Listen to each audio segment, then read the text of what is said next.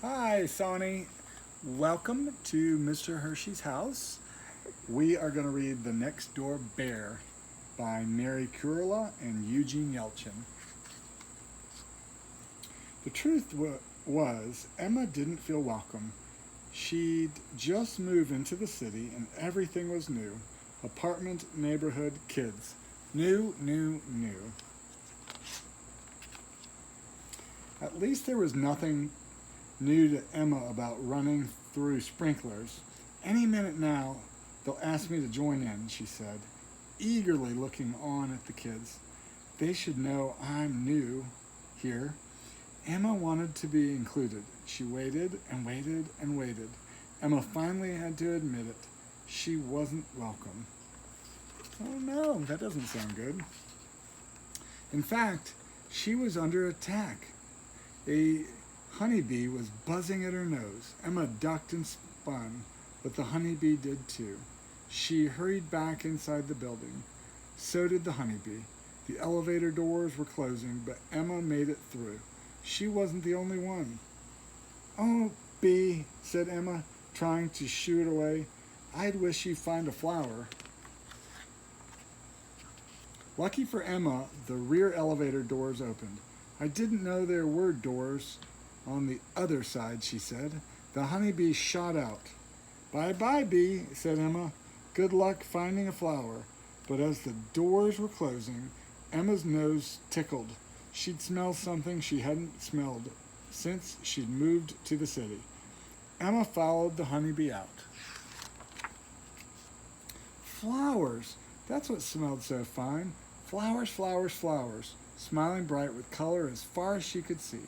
Spring blooms small as dewdrops and flowers big as trees. The hum of honeybees hopscotching from one to another. "What floor am I on?" she said, delighted. "It's not like mine." The sweet smell of honey was making her hungry. She noticed the buzzing was getting louder and louder. The honey couldn't be far. Emma reached out and parted the flowers and came up upon a large bear whose paw was deep inside a hive. "Oh," said Emma. The bear looked over, teeth dripping with honey, and growled. "Ooh." Emma turned and ran. She ran past the flower after flower until she reached the elevator door. She pressed the elevator button and nervously looked back. Ding! The door's open. "Phew," said Emma, hurrying on and pressing the button. "I'm not stopping on that floor again." Ding! What's this? The elevator hadn't moved. She was still on the same floor, and the rear doors were opening wider and wider and wider to let on the bear. Only now he was terribly well dressed. He even carried an umbrella. Emma and the bear rode down in silence. The bear stared straight ahead as if this were all very ordinary. But Emma could smell the scent of honey on him and was sure it was the same bear who had growled. Ding! "Good day," the bear said, stepping off the elevator.